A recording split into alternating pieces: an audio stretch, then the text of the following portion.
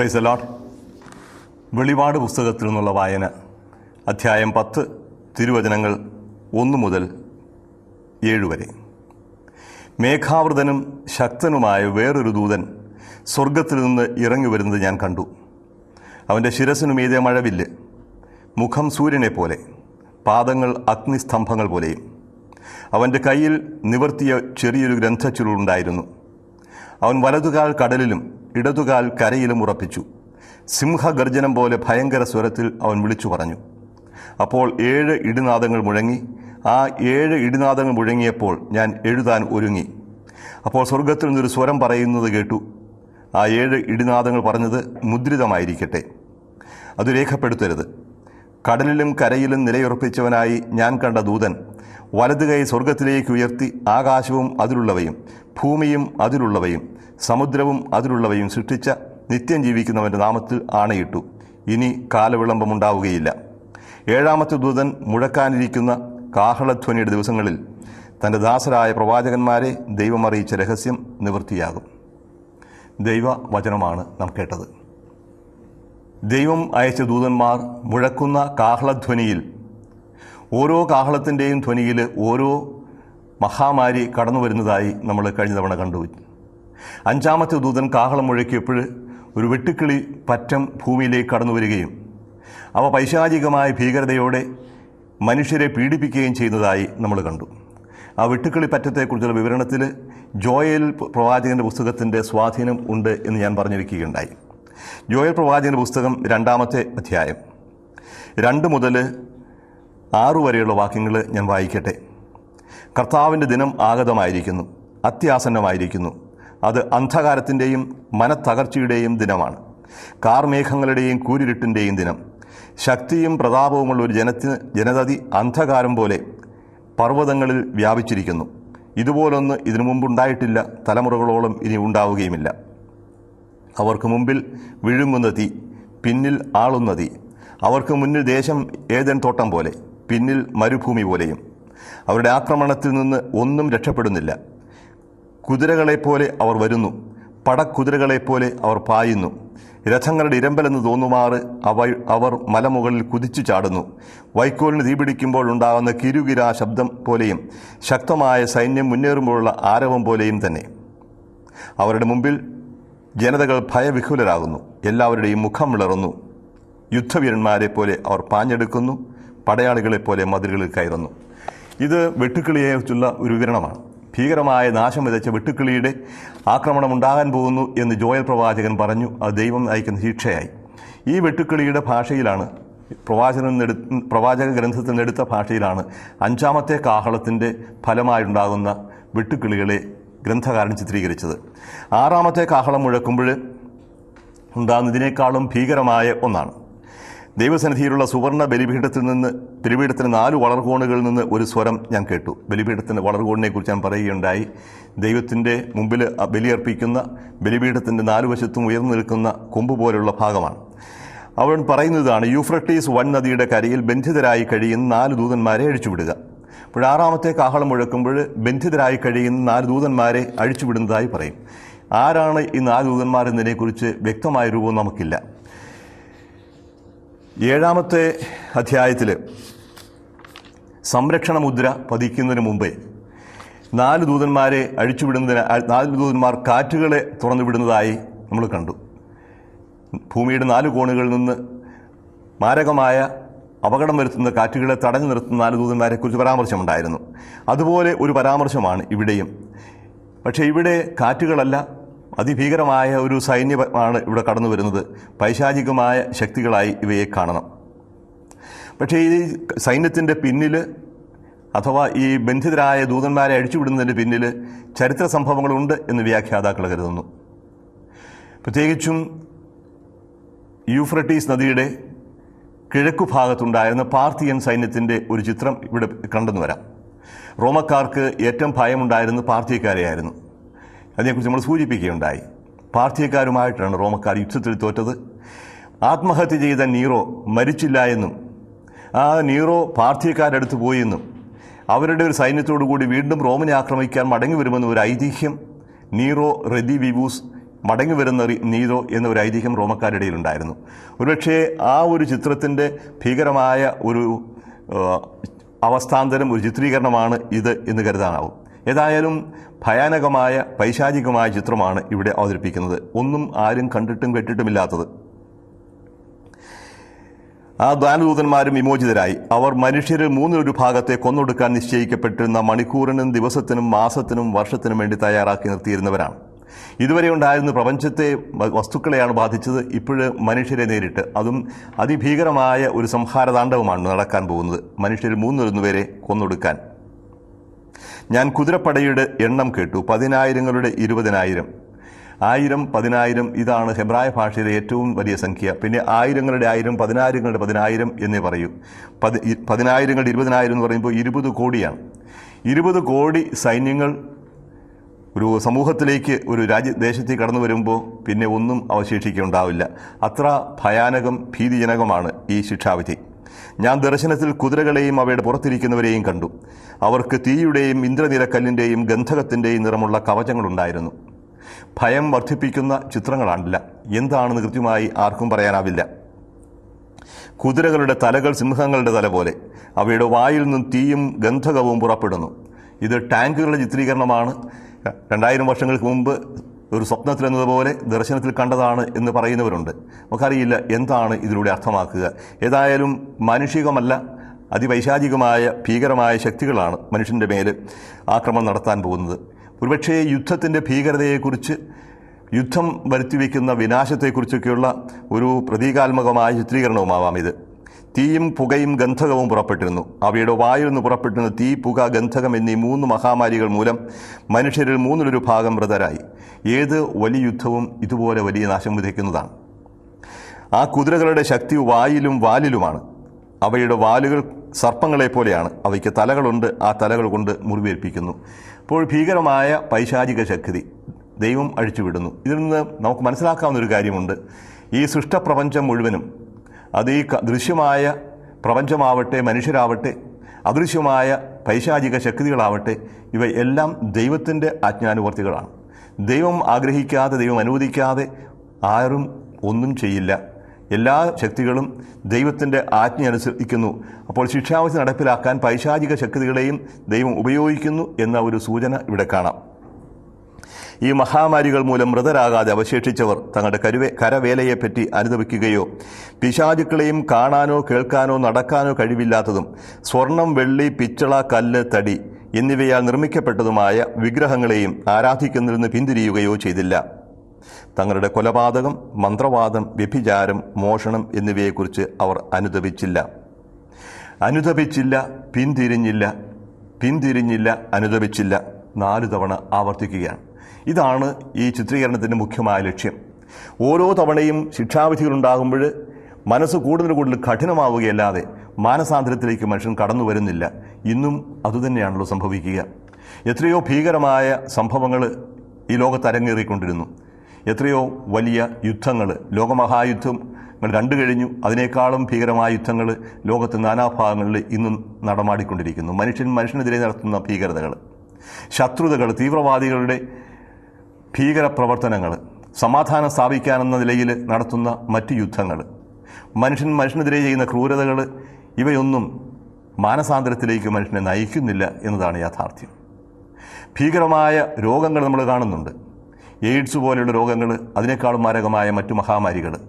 ഒന്നിനൊന്ന് രോഗങ്ങൾ മൂർച്ഛിക്കുമ്പോഴും മനുഷ്യൻ അവയെ കീഴടക്കാൻ ശ്രമിക്കും, പരാജയപ്പെടുന്നുണ്ടെങ്കിലും എന്നാലും തങ്ങളുടെ ചെയ്തികളെക്കുറിച്ച് മനസ്തപിക്കാനോ മനസ്സ് തിരിയാനോ തയ്യാറാകുന്നില്ല. ദൈവത്തിലേക്ക് മടങ്ങുന്നതിന് പകരം ദൈവമില്ല എന്ന് നിഷേധിക്കാനാണ് ഇന്നും വലിയ ശാസ്ത്രകാരന്മാർ പലരും ഉദ്യമിക്കുന്നത്.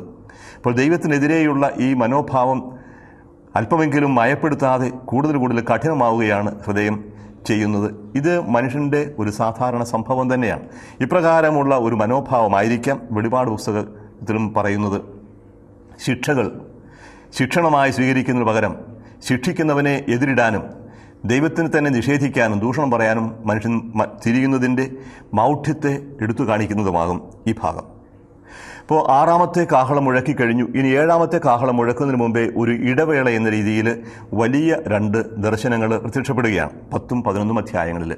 10ാമത്തെ അധ്യായത്തിൽ ചുരുളേന്തിയ ഒരു ദൂതൻ്റെ ചിത്രമാണ് നമ്മൾ വായിച്ചത്. ഇത് 1ാമത്തെ അധ്യായത്തിൽ കണ്ട രക്ഷകൻ്റെ മനുഷ്യപുത്രൻ്റെ ദർശനവുമായും 4ാമത്തെ അധ്യായത്തിൽ കണ്ട ചുരുളേന്തിയ ദൈവത്തിൻ്റെ ദർശനവുമായും ബന്ധപ്പെടുത്തി വേണം കാണാൻ. 4-5 അധ്യായങ്ങളിൽ 7 മുദ്രകൾ വെച്ച് ഭദ്രമാക്കിയ ചുരുൾ കയ്യിൽ പിടിക്കുന്ന ദൈവത്തിൻ്റെ ചിത്രം നമ്മൾ കണ്ടായിരുന്നു. ആ ചുരുൾ വലുതാണ്, 2 വശത്തും എഴുതിയിട്ടുണ്ട്, മുദ്രിതവുമാണ്. പക്ഷേ ഇവിടെ കാണുന്ന ചുരുൾ തുറന്നതാണ്, ചെറുതാണ്, ഒരു വശത്ത് എഴുതിയിട്ടുള്ളൂ. ഈ ചുരുൾ കയ്യിൽ വെച്ചിരിക്കുന്നത് ദൈവമല്ല, ദൂതനാണ്. ആ ദൂതനെക്കുറിച്ചുള്ള വിശദീകരണം ഒരിക്കൽ കൂടി വായിക്കട്ടെ. മേഘാവൃതനും ശക്തനുമായ വേറൊരു ദൂതൻ സ്വർഗത്തിൽ നിന്ന് ഇറങ്ങി വരുന്നത് ഞാൻ കണ്ടു. മേഘം ദൈവിക സാന്നിധ്യത്തിൻ്റെ അടയാളമാണ്. മേഘം ദൈവത്തിന് രഥമായി ചിത്രീകരിക്കുന്നുണ്ട്. മേഘങ്ങളെ വാഹനമാക്കിയവൻ പാഞ്ഞു വന്നു എന്ന് പറയും, മേഘങ്ങളെ രഥമാക്കുന്നവൻ. അപ്പോൾ മേഘങ്ങളെ രഥമാക്കുന്ന ദൈവത്തിൻ്റെ ദൂതനാണ് ഇവിടെ കടന്നു വരിക. ദൈവികത അവനിൽ പ്രതിഫലിക്കുന്നു. ശക്തനായ ദൂതൻ ഇറങ്ങി വരുന്നത് സ്വർഗത്തിൽ നിന്നാണ്, ദൈവിക സന്നിധിയിൽ നിന്നാണ്. ദൈവത്തിൻ്റെ സന്നിധിയിൽ നിന്ന് വരുന്നവൻ ദൈവത്തിൻ്റെ തന്നെ സ്വഭാവത്തിൽ പങ്കുചേരുന്നവനാണ്. അവൻ്റെ ശിരസിനു മീതെ മഴവില്ല്. ദൈവസിംഹാസനത്തിൻ്റെ മുകളിൽ കണ്ട മഴവില്ല് ഇവിടെ ഈ ശിരസിന് മീതെയുണ്ട്. മുഖം സൂര്യനെ പോലെ, പാദങ്ങൾ അഗ്നിസ്തംഭങ്ങൾ പോലെയും. ഇതെല്ലാം മനുഷ്യപുത്ര ദർശനവുമായി ബന്ധപ്പെടുത്തിയതാണ്. അതുകൊണ്ട് തന്നെ ഇവിടെ പ്രത്യക്ഷപ്പെടുന്ന ദൂതനല്ല, മനുഷ്യപുത്രൻ തന്നെയാണ് എന്ന് വ്യാഖ്യാതാക്കൾ കരുതുന്നവരുണ്ട്. പക്ഷേ മനുഷ്യപുത്രനായ യേശുക്രിസ്തുവിനെ, ദൈവപുത്രനെ ഒരിക്കലും ദൂതനായി അവതരിപ്പിക്കുന്നില്ല എന്നതുകൊണ്ട് ദൈവത്തിൻ്റെ ഏറ്റവും അടുത്ത ശുശ്രൂഷ ചെയ്യുന്ന ആ ദൈവിക തേജസ്സാൽ ജ്വലിക്കുന്ന ഒരു ദൂതൻ്റെ തന്നെയാണ് ഇവിടെ പ്രത്യക്ഷപ്പെടുന്നത് എന്നാണ് പൊതുവേ ഉള്ള അഭിപ്രായം. അവൻ്റെ കയ്യിൽ നിവർത്തിയ ഒരു ഗ്രന്ഥച്ചുരുൾ ഉണ്ടായിരുന്നു. ചെറിയ ഒരു ചുരുൾ എന്ന് പറയും. ആദ്യത്തെ വലുതായിരുന്നു, ഇത് ചെറുതാണ്. ഈ ചെറിയ ചുരുളിൽ എന്താണ് എഴുതിയിരിക്കുന്നതെന്ന് പറയുന്നില്ല. പക്ഷേ പിന്നീട് വരുന്നത് ഈ ചുരുളുമായി ബന്ധപ്പെട്ട കാര്യങ്ങളാണ്. സിംഹഗർജനം പോലെ ഭയങ്കര സ്വരത്തിൽ അവൻ വിളിച്ചു പറഞ്ഞു.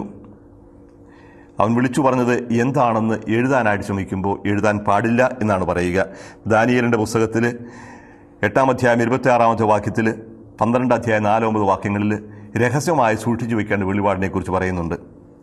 കൊരിന്ത്യർക്ക് എഴുതിയ 2-ാം ലേഖനം 12-ാം അധ്യായം 4-ാമത്തെ വാക്യത്തിൽ പൗലോസ് പറയും, 3-ാം സ്വർഗത്തിലേക്ക് എടുക്കപ്പെട്ട പൗലോസ് മനുഷ്യർക്ക് പറയാനാവാത്ത കാര്യങ്ങൾ അവൻ കേട്ടു എന്ന് പറയും. വിവരിക്കാനാവാത്ത, പറയാനാവാത്ത. ഇപ്പോൾ എല്ലാ രഹസ്യങ്ങളും നമുക്ക് വെളിപ്പെടുത്തി തരുന്നില്ല. ദൈവം ചില കാര്യങ്ങൾ രഹസ്യമായി വെച്ചിരിക്കുന്നു. ഉണ്ടാവുന്ന ദർശനങ്ങൾ പോലും അർത്ഥം ഗ്രഹിക്കാത്തതാവുന്നു. അതുകൊണ്ട് പ്രപഞ്ചത്തെ സംബന്ധിച്ച, രക്ഷാകര പദ്ധതിയെ സംബന്ധിച്ച എല്ലാ രഹസ്യങ്ങളും നമുക്ക് വെളിപ്പെടുത്തി തന്നിട്ടില്ല. ഇനിയും ഗ്രഹിക്കാനാവാത്ത, വെളിപ്പെടുത്തിയിട്ടില്ലാത്ത രഹസ്യങ്ങളുണ്ട് എന്നൊരു സൂചനയാണ് ഈ രേഖപ്പെടുത്തുന്നതിനെ തടയുന്നതിലൂടെ നമുക്ക് കിട്ടുന്നത്. കടലിലും കരയിലും നിലയുറപ്പിച്ചവനായി ഞാൻ കണ്ട ദൂതൻ വലതു കൈ സ്വർഗത്തിലേക്ക് ഉയർത്തി ആകാശവും അതിലുള്ളവയും ഭൂമിയും അതിലുള്ളവയും സമുദ്രവും അതിലുള്ളവയും സൃഷ്ടിച്ച നിത്യം ജീവിക്കുന്നവരുടെ നാമത്തിൽ ആണയിട്ടു. സ്രഷ്ടാവായ ദൈവത്തിൻ്റെ നാമത്തിൽ ആണയിടുന്നത് ഇനി ഒരിക്കലും മാറ്റം വരാത്ത ഒരു പ്രതിജ്ഞ പോലെയാണ്. ഇനി കാലവിളംബമുണ്ടാവുകയില്ല. ഉടനെ സംഭവിക്കാൻ പോകുന്നു. എന്താണ്? തിന്മയുടെ ഉന്മൂലനം, നന്മയുടെ പുനഃസ്ഥാപനം. 7ാമത്തെ ദൂതൻ മുഴക്കാനിരിക്കുന്ന കാഹളധ്വനിയുടെ ദിവസങ്ങളിൽ തൻ്റെ ദാസരായ പ്രവാചകന്മാരെ ദൈവം അറിയിച്ച രഹസ്യം നിവൃത്തിയാകും. അപ്പോൾ 7ാമത്തെ കാഹളം ഇനിയും മുഴക്കാനിരിക്കുന്നതേ ഉള്ളൂ എന്ന് പറഞ്ഞു. പക്ഷേ ഉടനെ വരുന്നത് 7ാമത്തെ കാഹളം മുഴക്കുന്നതല്ല, മറ്റൊരു ചിത്രമാണ്. ഇപ്പോൾ ചുരുളുമായി നിന്ന ദൂതനെ അവതരിപ്പിച്ചതിന് ശേഷം ഈ ചുരുൾ വിഴുങ്ങാനുള്ള ഒരു ആഹ്വാനമാണ്, കൽപ്പനയാണ് യോഹന്നാന് കിട്ടുക. സ്വർഗത്തിൽ നിന്ന് ഞാൻ കേട്ട സ്വരം വീണ്ടും എന്നോട് പറഞ്ഞു, നീ പോയി കടലിലും കരയിലും നിലയുറപ്പിച്ചിരിക്കുന്ന ദൂതൻ്റെ കയ്യിൽ നിന്ന് ആ നിവർത്തിയ ചുരുൾ വാങ്ങുക. ഞാൻ ദൂതൻ്റെ അടുത്ത് ചെന്ന് ആ ചെറിയ ചുരുൾ ചോദിച്ചു. അവൻ പറഞ്ഞു, ഇതെടുത്ത് വിഴുങ്ങുക.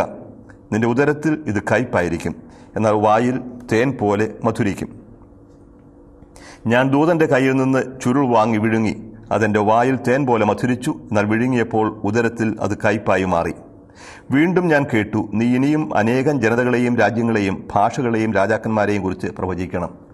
ഈ ചുരുൾ വാങ്ങുന്നതും വിഴുങ്ങുന്നതും, ചുരുള് ഉദരത്തിൽ കയ്പായി മാറുന്നതും വായിൽ മധുരിക്കുന്നതും എസെക്കിയേൽ പ്രവാചകൻ്റെ പുസ്തകവുമായി ബന്ധപ്പെട്ട ഒരു ചിത്രീകരണമാണ്. എസെക്കിയേൽ പ്രവാചകൻ്റെ പുസ്തകം 2-ാമത്തെ അധ്യായത്തിൽ ചുരുൾ വിഴുങ്ങാനായി പ്രവാചകനോട് ആവശ്യപ്പെടുന്നത് കാണാം. 2-ാമത്തെ അധ്യായം 8 മുതലുള്ള വാക്യങ്ങൾ. മനുഷ്യപുത്ര, ഞാൻ നിന്നോട് പറയുന്നത് കേൾക്കുക. ധിക്കാരികളുടെ ഭവനത്തെപ്പോലെ നീയും ധിക്കാരിയാകരുത്. ഞാൻ നിനക്ക് തരുന്നത് വാ തുറന്ന് ഭക്ഷിക്കുക. ഞാൻ നോക്കി, അതാ നീട്ടിയ ഒരു കരവും അതിൽ ഒരു ലേഖന ചുരുളും. അവൻ അത് എൻ്റെ മുമ്പിൽ വിടർത്തി.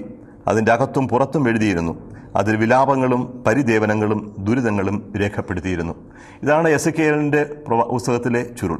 ഈ ചുരുൾ വിഴുങ്ങാനായിട്ട് ആവശ്യപ്പെടുന്നു. ചുരുൾ ഭക്ഷിച്ചു കഴിയുമ്പോൾ അത് അധരത്തിൽ മധുരിക്കും, ഉദരത്തിൽ കയ്പായിത്തീരും.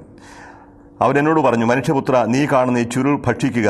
എന്നിട്ട് പോയി ഇസ്രായേൽ ഭവനത്തോട് സംസാരിക്കുക. ഞാൻ വാ തുറന്നു, അവൻ ആ ചുരുൾ എനിക്ക് ഭക്ഷിക്കാൻ തന്നു. അവൻ പറഞ്ഞു, മനുഷ്യപുത്ര, ഞാൻ തരുന്ന ഈ ചുരുൾ ഭക്ഷിച്ച് വയറ് നിറയ്ക്കുക. ഞാനത് ഭക്ഷിച്ചു, എൻ്റെ വായിൽ അത് തേൻ പോലെ മധുരിച്ചു.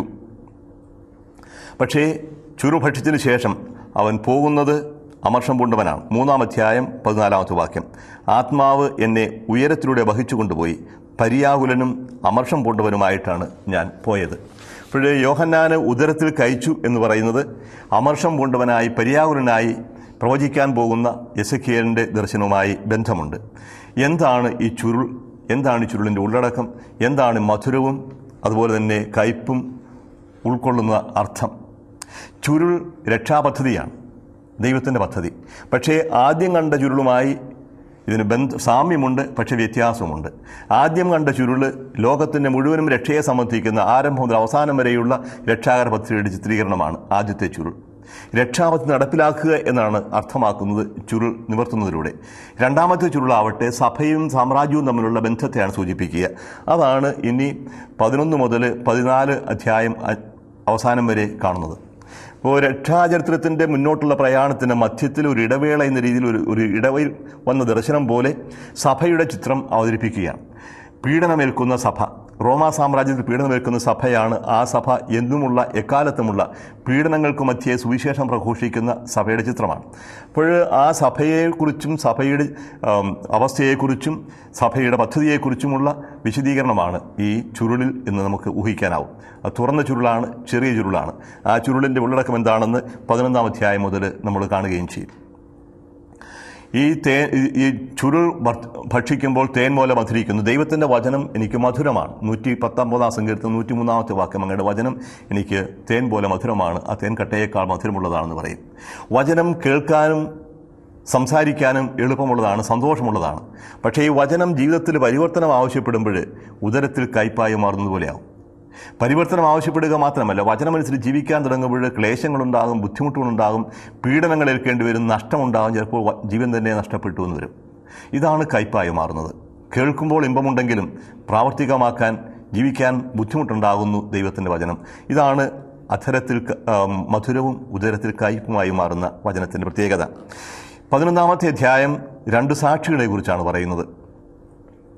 ആ സാക്ഷികളെക്കുറിച്ച് പറയുന്നത് തൊട്ട് മുമ്പേ ദേവാലയം അളക്കുന്നതിനെക്കുറിച്ച് പറയും. ദണ്ട് പോലുള്ള ഒരു മുഴക്കോൽ എനിക്ക് നൽകപ്പെട്ടു. 11-ാമത്തെ അധ്യായം 1 മുതൽ 2 വരെയുള്ള വാക്യങ്ങൾ. ദണ്ട് പോലുള്ളൊരു മുഴക്കോൽ എനിക്ക് നൽകപ്പെട്ടു. ഞാൻ ഇങ്ങനെ കേൾക്കുകയും ചെയ്തു. നീ എഴുന്നേറ്റ് ദൈവത്തിൻ്റെ ആലയത്തെയും ബലിപീഠത്തെയും അവിടെ ആരാധിക്കുന്നവരെയും അളക്കുക. ദേവാലയത്തിൻ്റെ മുറ്റം അളക്കേണ്ട, കാരണം അത് ജനതകൾക്ക് നൽകപ്പെട്ടതാണ്. 42 മാസം അവർ വിശുദ്ധ നഗരത്തെ ചവിട്ടി മെതിക്കും. എന്താണ് ഈ അളക്കുക എന്ന് അർത്ഥമാക്കുക? എന്തുകൊണ്ടാണ് ദേവാലയത്തെ അളക്കണം, മുറ്റത്തെ അളക്കേണ്ട എന്ന് പറയുക? ഇപ്പോഴും ദേവാലയം, മുറ്റം, ഇതിനെക്കുറിച്ച് നമ്മൾ ഓർത്തിരിക്കണം. ദേവാലയത്തിൻ്റെ ഘടന, ദേവാലയത്തിനറിയാം, ഒരു വലിയ ചുറ്റുമതിനുള്ളിലേക്ക് കടക്കുമ്പോൾ ആദ്യം വരുന്നത് ദേവാലയത്തിന് മുറ്റം എന്ന് പറയുന്നത് വിജാതിയരുടെ അങ്കണമാണ്. ആ വിജാതിയരുടെ അങ്കണം കഴിഞ്ഞ് അകത്ത് കടക്കുമ്പോൾ സ്ത്രീകൾക്കുള്ള അങ്കണമായ, സ്ത്രീകൾക്ക് പ്രവേശിക്കാവുന്ന അങ്കണം, അതും കടന്ന് 15 പടികൾ ഉയരുമ്പോഴാണ് ഇസ്രായേൽ പുരുഷന്മാർക്ക് കടന്നു ചെല്ലാവുന്ന സ്ഥലം. പുരുഷന്മാർക്ക് മാത്രം കടന്നു ചെല്ലാവുന്ന, അവിടെ നിന്നും 15 പടി ഉയരത്തിലാണ് ഇസ്രായേലിലെ പുരോഹിതന്മാർക്ക് കടന്നു ചെല്ലാവുന്ന വിശുദ്ധ സ്ഥലം. ആ വിശുദ്ധ സ്ഥലത്തു നിന്നും വിരിയിട്ട് മറച്ചിരിക്കുന്ന അതിവിശുദ്ധ സ്ഥലം. ഇങ്ങനെ പല തട്ടുകളായി, പല മണ്ഡപങ്ങളായി ഉയർത്തിയിരുന്ന ഒന്നാണ് ജെറൂസലം ദേവാലയം. ആ ദേവാലയത്തിൻ്റെ മുറ്റം എന്ന് പറയുന്നത് വിജാതിയർക്കായി മാറ്റിവെച്ചിരിക്കുന്ന സ്ഥലമാണ്. ഈ വിജാതിയർക്കായി മാറ്റിവെച്ചിരിക്കുന്ന സ്ഥലം, അതാണ് അളക്കാതെ ഇടുക. ഇനി എന്താണ് അളക്കുന്നതിൻ്റെ അർത്ഥം? സഖറിയ പ്രവാചകൻ്റെ പുസ്തകം 2-ാമത്തെ അധ്യായം 1-2 വാക്യങ്ങളിൽ ഇപ്രകാരം ഒരു സംഭവം രേഖപ്പെടുത്തിയിട്ടുണ്ട്. ഞാൻ കണ്ണുയർത്തി നോക്കി, അതാ കയ്യിൽ അളവ് ചരടുമായി ഒരുവൻ. നീ എവിടെ പോകുന്നു? ഞാൻ ചോദിച്ചു. അവൻ പറഞ്ഞു, ജെറൂസലമിനെ അളന്ന് അതിൻ്റെ നീളവും വീതിയും എത്രയെന്ന് നോക്കാൻ പോവുകയാണ്. ദൂതൻ ജെറൂസലമിനെ അളക്കാൻ പോകുന്നു. ഇവിടെ യോഹന്നാനോടാണ് ദൂതൻ അളക്കാൻ പറയുന്നത്. അളക്കുന്നതിന് പ്രത്യേക ലക്ഷ്യമുണ്ട്. നമ്മൾ സ്ഥലം അളക്കുന്നത് ഒന്നുകിൽ അത് സ്വന്തമാക്കാൻ വേണ്ടിയാകാം. വിലയ്ക്ക് വാങ്ങുന്ന സ്ഥലം നമ്മൾ അളന്നു തിരിച്ച് സ്വന്തമാക്കാറുണ്ട്. അല്ലെങ്കിൽ നശിപ്പിക്കാൻ വേണ്ടിയാകാം അളന്നു തിരിക്കുന്നത്, അല്ലെങ്കിൽ അടയാളപ്പെടുത്തുന്നതാവാം. ഇവിടെ സ്വന്തമാക്കലിൻ്റെ ഒരു സൂചനയാണ് പൊതുവെ അംഗീകരിക്കപ്പെട്ടിരിക്കുന്നത്. ദേവാലയം അളക്കുക, ദേവാലയവും ബലിപീഠത്തെയും അവിടെ ആരാധിക്കുന്നവരെയും അളക്കുക. അപ്പോൾ ആരാധിക്കുന്നവരെ അളക്കുന്നവരുടെ നീളവും വീതിയുമല്ല. അപ്പോഴിത് അക്ഷരാർത്ഥത്തിലല്ല മനസ്സിലാക്കേണ്ടത്, പ്രതീകാത്മകമായ അർത്ഥത്തിൽ വേണം എന്ന് വ്യക്തമാണ്. അളക്കുക അത് സ്വന്തമാക്കാനുള്ള ഒരു ആദ്യത്തെ പടിയാണ്. ദേവാലയം, ബലിപീഠം, ദേവാലയത്തിൽ ആരാധിക്കുന്ന ആളുകൾ ഇവരെ സ്വന്തമായ ദൈവം സ്വീകരിക്കുന്നു. ഇവർക്ക് സംരക്ഷണം നൽകാൻ പോവുകയാണ്. അവർക്ക് സംരക്ഷണം നൽകുന്നു. അതേസമയം അളക്കാതെ ഇടുന്ന മുറ്റം സംരക്ഷണം ലഭിക്കാത്ത സ്ഥലമാണ്. അപ്പോൾ 7-ാമത്തെ അധ്യായത്തിൽ കണ്ട മുദ്ര കുത്തുന്നതിനോട് സമാനമായ ഒരു പ്രവൃത്തിയാണ് ഇവിടെ അളക്കുക എന്ന് പറയുന്നത്. ദേവാലയത്തെ അളക്കുന്നു, ബലിപീഠം അളക്കുന്നു, ദേവാലയത്തിൽ ആരാധിക്കുന്നവരെ അളക്കുന്നു. ഇവയെല്ലാം മുദ്രിതരായ വ്യക്തികളെപ്പോലെ ദൈവത്തിൻ്റെ സംരക്ഷണം അനുഭവിക്കാൻ പോകുന്നവരാണ്. വലിയ ശിക്ഷാവിധി ആസന്നമായിരിക്കുന്നു. പ്രപഞ്ചത്തിൻ്റെ മേൽ മുഴുവനും വരുന്ന ശിക്ഷാവിധി. ആ ശിക്ഷാവിധിയിൽ ദേവാലയം അഥവാ ദേവാലയത്തിലുള്ളവർ സംരക്ഷിക്കപ്പെടും. അതേസമയം വിജാതിയരുടെ അങ്കണം അത് പീഡനങ്ങൾക്ക് ഇരയായിത്തീരും. ഇപ്പോൾ 2 ചിത്രങ്ങൾ ഒരുമിച്ച് വരുന്നത് കൊണ്ട് വ്യക്തമാക്കുന്ന ഒരു കാര്യമുണ്ട്. വലിയ പീഡനങ്ങൾ ഈ ഭൂമിയിലുണ്ടാകും. എല്ലാവരെയും സ്പർശിക്കുന്ന പീഡനം, അത് വിശ്വാസികൾക്കും ഉണ്ടാകും ആ പീഡനം. പക്ഷേ ഈ പീഡനത്തിൽ നശിച്ചു പോകാതെ കാത്തു സൂക്ഷിക്കാൻ ദൈവം ഇടയാക്കും. ഇതാണ് സംരക്ഷണം നൽകുന്ന. അപ്പോൾ സംരക്ഷണ മുദ്ര പോലെ തന്നെ സംരക്ഷണത്തിൻ്റെ അളവും ഇവിടെ വ്യക്തമാവുകയാണ്. ബലിപീഠത്തെയും അവിടെ ആരാധിക്കുന്നവരെയും അളക്കുക. ദേവാലയത്തിന് മുറ്റം അളക്കേണ്ട, അത് ജനതകൾക്ക് നൽകപ്പെട്ടതാണ്. 42 മാസം അവർ വിശുദ്ധ നഗരത്തെ ചവിട്ടി മെതിക്കും. വിശുദ്ധ നഗരത്തെ ചവിട്ടി മെതിക്കുന്ന വിജാതിയർ സഭയെ പീഡിപ്പിക്കുന്ന രാഷ്ട്രങ്ങളുടെ ഒരു പ്രതീകമായിട്ടാണ് കാണുക. ജെറൂസലം ദേവാലയം നമുക്കറിയാം നശിപ്പിക്കപ്പെട്ടത് AD 70-ലാണ്. 66 ആരംഭിച്ച യഹൂദ വിപ്ലവം ആദ്യം റോമക്കാരെയോടും തുരത്താനായി ശ്രമിച്ചു. മിക്കവാറും റോമക്കാർ അവിടെ പരാജയപ്പെട്ടതുപോലെ തോന്നും. വലിയ കൊലയുണ്ടായി, രക്തച്ചൊരിച്ചിലുണ്ടായി. പിന്നീട് വെസ്പസിയാൻ്റെ നേതൃത്വത്തിൽ റോമൻ സൈന്യം 3 ലീജിയൻ ഇസ്രായേലിലേക്ക് വന്നു. പടിപടിയായി ദേശങ്ങൾ കീഴടക്കി പട്ടണങ്ങൾ നശിപ്പിച്ചു. അവസാനം 69 ജെറൂസലം പട്ടണത്തിന് ഉപരോധം ഏർപ്പെടുത്തി. ആ സാഹചര്യത്തിലാണ് വെസ്പസിയാൻ ചക്രവർത്തിയായി തിരഞ്ഞെടുക്കപ്പെടുന്നത്. മകൻ ടൈറ്റസിനെ ഉപരോധം തുടരാൻ ഏൽപ്പിച്ചിട്ട് വെസ്പസിയാൻ റോമിലേക്ക് പോയി. ഉപരോധം തുടർന്നു. AD 70 നഗരം കീഴടങ്ങേണ്ടി വന്നു. മതിലുകൾ തകർത്ത് സൈന്യം അകത്ത് കയറിയപ്പോൾ ചെറുത്തുനിന്ന പടയാളികൾ ദേവാലയത്തിലേക്ക് പിൻവാങ്ങി. ദേവാലയം 40 ഏക്കർ വിസ്തീർണം വരുന്ന വലിയൊരു കെട്ടിട സമുച്ചയമായിരുന്നു. ആദ്യം വിജാതിയരുടെ അങ്കണത്തിലാണ് സൈനികർ നിന്നത്. പക്ഷേ ചുറ്റുമതിൽ കടന്ന് ജെറൂസലം ദേവാലയത്തിൻ്റെ അകത്ത് കടക്കുമ്പോഴും ദേവാലയത്തിൻ്റെ വിജാതിയുടെ അങ്കണത്തിലേക്ക് കടക്കുമ്പോഴും സൈന്യം ദേവാലയത്തിനുള്ളിലേക്ക് പ്രവേശിച്ചു. ഒരുപക്ഷേ ഈ ചരിത്ര സംഭവങ്ങൾ ഇതിൻ്റെ പിന്നിലുണ്ടാവും. വിജാതിയർ അങ്കണത്തെ ചവിട്ടിമതിക്കുമ്പോഴും ഉള്ളിൽ യഹൂദ പടയാളികൾ നിന്നതുപോലെയാവാം. പക്ഷേ ഈ ഒരു ചരിത്ര സംഭവത്തിൻ്റെ വെളിച്ചത്തിൽ എടുത്തു കാണിക്കുന്ന ഈ അളവ് പീഡനങ്ങളുടെ മധ്യത്തിലും ദൈവം സംരക്ഷണം നൽകും എന്ന ഒരു വാഗ്ദാനമാണ്, ഉറപ്പാണ്. ഇനി ആ പീഡനത്തിൻ്റെ മധ്യത്തിൽ നൽകുന്ന സംരക്ഷണത്തെക്കുറിച്ചാണ് തുടർന്ന് പ്രതിപാദിക്കുന്നത്. അത് നമുക്ക് അടുത്ത തവണ കാണാം. ഒരു ദിവസം നമുക്ക് പ്രാർത്ഥിക്കാം. കാരുണ്യവാനും സ്നേഹനിധിയുമായ ദൈവമേ, അങ്ങ് ഈ ലോകത്തിൽ എന്നും പ്രവർത്തിച്ചുകൊണ്ടേയിരിക്കുന്നു. പ്രകൃതിയിലെ ഓരോ പ്രതിഭാസങ്ങളിലൂടെ അവിടെ നിങ്ങളെ മാനസാന്തരത്തിന് ആഹ്വാനം ചെയ്യുന്നു. പീഡനങ്ങളുണ്ടാകുമ്പോഴും അങ്ങ് ഞങ്ങൾക്ക് സംരക്ഷണം നൽകുന്നു. പക്ഷേ കർത്താവ്, പലപ്പോഴും അങ്ങ് നൽകുന്ന അടയാളങ്ങൾ മനസ്സിലാക്കാതെ വീണ്ടും ഞങ്ങൾ പാപത്തിൽ തന്നെ തുടർന്നു പോകുന്ന സാഹചര്യങ്ങളുണ്ടാകുന്നു. കർത്താവെ, കനിയണമേ, ശിക്ഷിക്കരുതേ. ഹൃദയത്തിൽ യഥാർത്ഥമായ മാനസാന്തരത്തിൻ്റെ ചൈതന്യം നൽകി ഞങ്ങളുടെ ആത്മാവിനെ അയച്ച് ഞങ്ങളെല്ലാവരെയും അനുതാപത്തിലേക്കും മാനസാന്തരത്തിലേക്കും നയിക്കണമേ. അങ്ങയെ ഏകരക്ഷകനും ദൈവവുമായി ഏറ്റുപറയാനുള്ള കൃപ ഞങ്ങൾക്ക് പ്രദാനം ചെയ്യണമേ. നിത്യം പിതാവും പുത്രനും പരിശുദ്ധാത്മാവുമായ സർവേശ്വര